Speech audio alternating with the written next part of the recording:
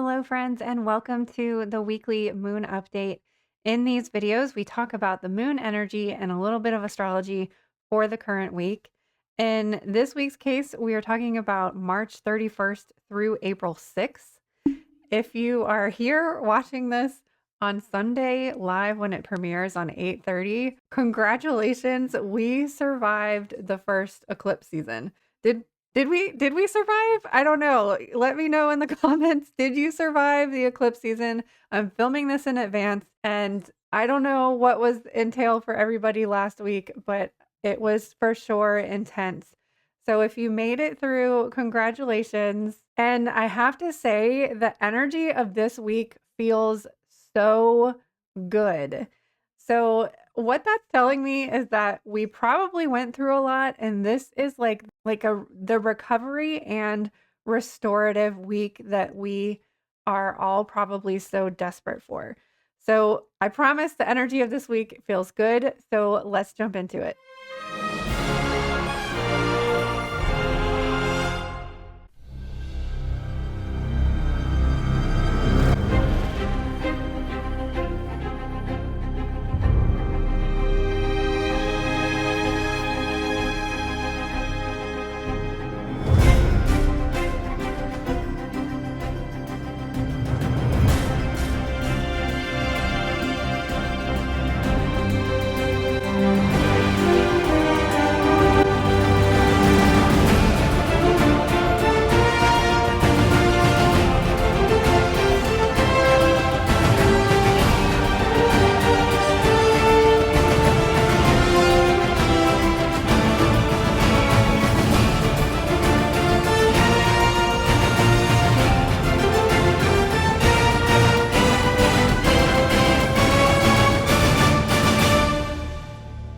So we had our big solar eclipse last week on Saturday, our new moon Aries eclipse. This week, we are starting off with a waxing crescent moon. You can see there's a little sliver of light on the right side of the moon here. So for the beginning of the week, we have our waxing crescent moon, and then we have our first quarter moon on Saturday.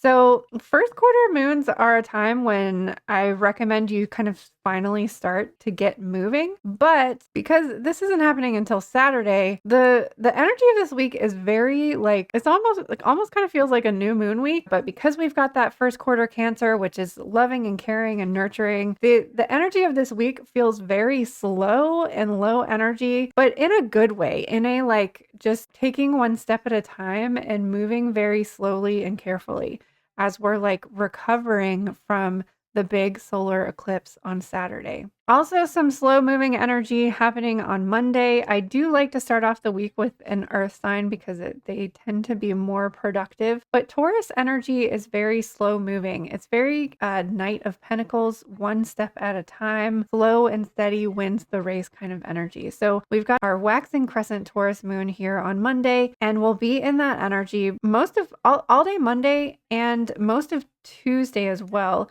We'll move into Gemini Tuesday later afternoon, 4:26 p.m. So just slow and steady, taking one step at a time. Just do the things that you feel like you have the energy and are capable of accomplishing. It's not like starting off the week with a bang.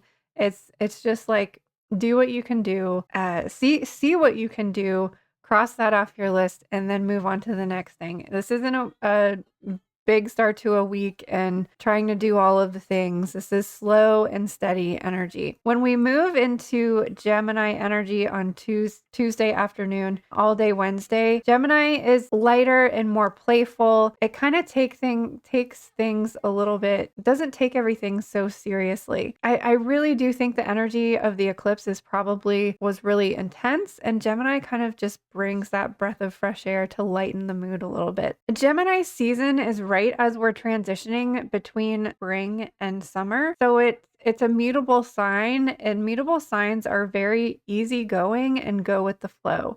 So it's nice energy to have for this middle of the week to kind of again continue with that one step at a time, slow and steady, and to just kind of see what comes for you, allowing yourself to move and flow like the air element and just take what this whole week feels like, just doing what you are most capable of. If that is resting and relaxing and doing nothing, allow yourself to do that, because we are processing so much from the eclipse season. But Gemini is an air sign. So if you're feeling like mentally stimulated, then do that. Like, do the things that you are feeling like you have the energy for, you have the spoons for, that you feel like you're capable of doing. Like, giving yourself some grace this week as we are slowly increasing with energy and slowly recovering and restoring from eclipse season. So we kind of feel like we're in this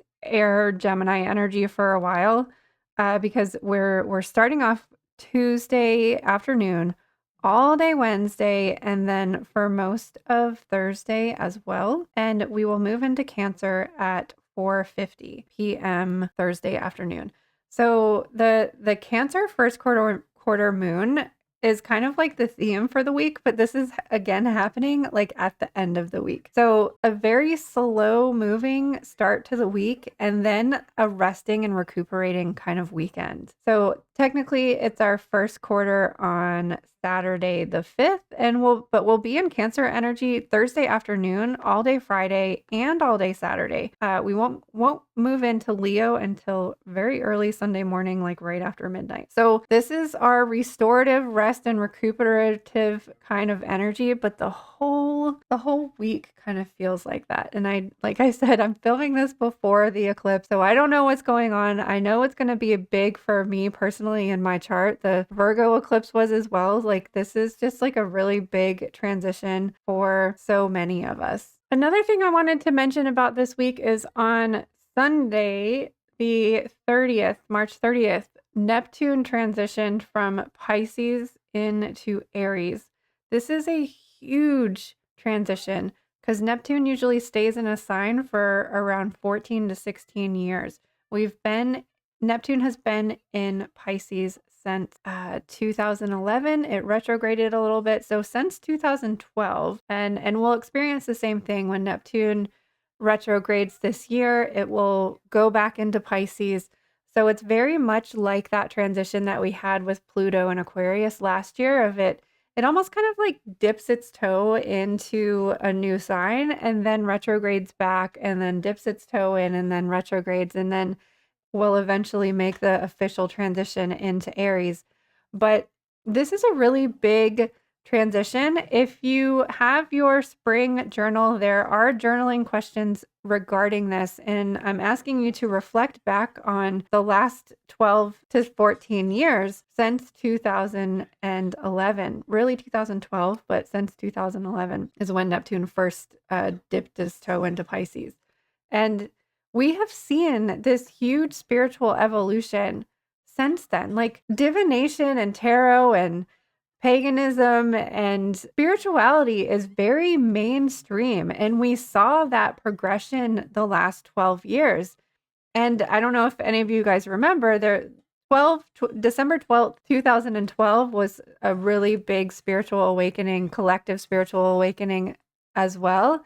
And throughout the last 12 to 14 years, we have really seen spirituality grow into the limelight and like front and center of our society and culture. I would never be able to like be doing this 12 years ago, or certainly not 13 years ago. And there's so many people, there's so many YouTube astrologers out there on YouTube. It's like, you would probably only find a handful 12 years ago, and now you see people everywhere. Definitely check out the spring journal if you haven't already. It has deeper questions like that to go along with the seasons, and also those bigger astrological transits that we're experiencing this spring. One of them being Neptune into Aries. So Aries is spring. We just had our big spring Aries new moon. We had the spring equinox. We all know the energy of spring and starting things and bursting forward. So Neptune is in its spring season. It closed out its winter season in Pisces and now is entering spring. So while we saw a lot of collective shifts during Neptune and Aries. It was very much on an individual level. We were all experiencing these different things and collectively shifting. So now I think we're going to start to see more spiritual warriors kind of step up into the forefront. And I think we're going to see a lot more changes in regards to spirituality and that coming into its spring season. So that is another big shift that we are kind of recovering from. But again, this is a 12 to 14 year cycle. So this is a longer transit. We kind of ease into it. It's going to go dip back into Pisces again. And then we'll officially be in Aries later at the end of this year. Lots of things that we are like integrating at this time. That's why I have Cancer as the focus, because Cancer gives us that rest. Like rest and sleep is so important to integrating things, allowing just going to sleep and entering that rest and digest mode is digesting your food. But we're also digesting and processing the things that we have experienced over the eclipse, the things that we are letting go of, and the things that we want to bring into our lives from here on out. So this whole entire week has this just do what you can to take care of yourself, do what you can to support yourself, and so that you're supporting yourself for the long haul. Aries season teaches us to start things, to jump the gun, to like go ahead and do the dang thing. But the thing that we need to learn about fire energy is how to sustain it and how to keep that fire going. How are you going to sustain this marathon? How are you going to refuel your body? How are you going to make sure that your goals and dreams are going to happen? What is the fuel that you need to physically navigate those things? What's the mental things that you need to fuel your mind and your brain with? And what are the energetic things that you want to like be calling into your life to support you and to sustain you? So we're using the Rebecca Campbell's Healing Waters Oracle because even though we are in this Aries and fire season and we had all of that fire energy, a lot of the other planets are in Aries, and it's Neptune is in Aries, Mercury's in Aries, Venus is in Aries. We've got so much fire energy here. And because we had this first quarter Cancer week, I thought it would be significant to have something to cool us down a little bit, to help us quench our thirst from all of this fire and all of this heat, something to cool us down a little bit. And we have clear waters, clear vision, confirmation, right timing, and opportunity. Everything's coming together and supporting you right now. Potency is present. Alignment has arrived. Potential is here. The waters before you are crystal clear, and what you're stepping into is of the highest potency. You know the way forward. There are clear seas ahead. Keep facing your true north and proceed onward. This is a wonderful card with a very positive message. It suggests that something's come into your life that's a great big yes, or if you've been working on bringing things into alignment and are stepping into that now. A creative project, a new relationship, a new home, a new phase of life, whatever it is, you've been manifesting or longing for. It seems that you're clear about what you want and it's coming to fruition. This card comes with positivity, confirmation, and a lot of promising potential. You're supported on your journey and everything is opening up for you. Keep your gaze ahead of you and don't get distracted by what others are doing or by other things you could be doing. You know what to do and have been working for this for a long time. Enjoy this moment, embrace this clarity and the vision. Embrace the clarity and the vision and receive all that you've created and will continue to create for yourself and the world. The Healing Waters affirmation is, I embrace clarity and potency of what's before me. I say yes and proceed ahead. So we've felt so stuck during the winter and with Mars retrograde and just with the winter energy in general. I think a lot of people had a lot of snow and we really felt the winter this winter. So the spring, we let winter be winter this winter. I'm always saying that we need to do that. So now that we're here in spring, now that Mars is direct, next week Venus and Mercury go direct, thank goodness. So we're going to we're really feeling things move forward now. And I think we needed to have these eclipses really unblock a lot of stuck energy. And now we're able to like move freely. And now we're using this first quarter Cancer moon to really clear and cleanse and like get rid of all of that residual energy and that gunk and really step out into spring. So along with the water card, we also have a root chakra card. The crystal they recommend is red aventurine and the herb is cayenne. Receive the strength of the earth and stand grounded in your power. Remain steady and sure as you pursue your goals in alignment with your highest path. Remembering that your dreams have been handed to you for a reason. You have everything that you need to overcome challenges. You are stronger than you know. Let Gaia's crystals and minerals remind you of your innermost strength. So if you're feeling like you've been beat down by eclipse season, I think this card is really encouraging us to like allow yourself to rest, allow yourself to connect to the earth, allow yourself to get grounded and centered and like regain your strength and regain the momentum that you need to move forward. And like, it's okay to let yourself do that. And like I said at the beginning of the year, talking about hermit season and shining your lantern, allowing yourself to hibernate, to go within, but remember to step out again. Once you've regained your strength, once you've regained your grounded and centeredness, and like you feel like, okay, now I'm ready, then you're able to like step out into spring again. Like allow yourself to have those setbacks where you have to retreat and you have to go within and you have to, do that inner work and do that cleansing and releasing. Allow yourself those times, but remember to step back out and that we do always have our root and our connection to earth that can really take all of those things that we want to let go of, that we want to release, so that we can make room for new and better things to come in. And last but not least, our gemstone for this week is Shugalite, a master healer of pain and inflammation. It raises your vibration to counteract illness and assists in physical recovery. It's a cleansing crystal that supports the immune system, soothes frayed nerves, and prevents disease. Shugalite is also a stone of purpose and transmutation that powerfully opens the crown chakra for higher realm connection. The affirmation for this card is, I am worthy of healing and I welcome healing of all kinds. When I pulled this card, I was like, oh, we are for sure in a resting, restorative, recuperating kind of week.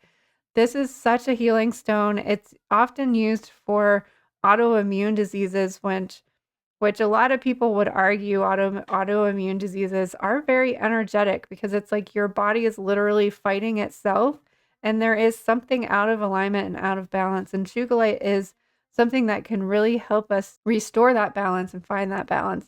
So when I pulled this card, I was like, oh, this is like the recovering week from eclipse season. And honestly, it feels really good. It feels like if you allow that rest and if you allow that rejuvenation, that it will benefit us so much. So my friends, I hope that you are able to find some rest and recuperation, including you, future Allison, because I think that you've been really going through it this eclipse season.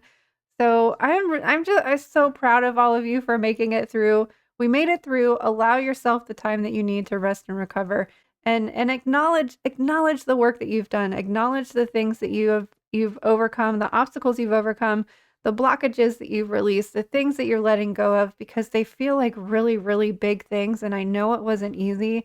So congratulations, you guys. We made it through eclipse season.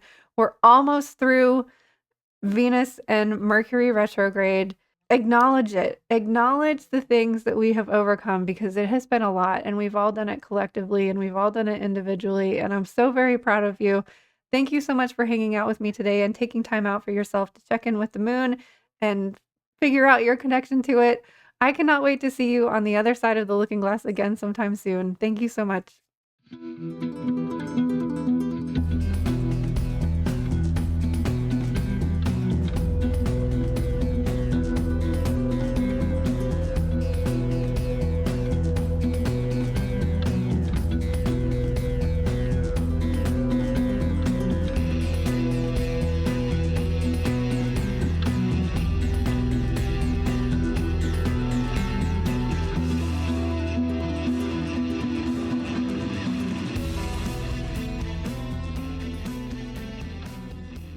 So that is our so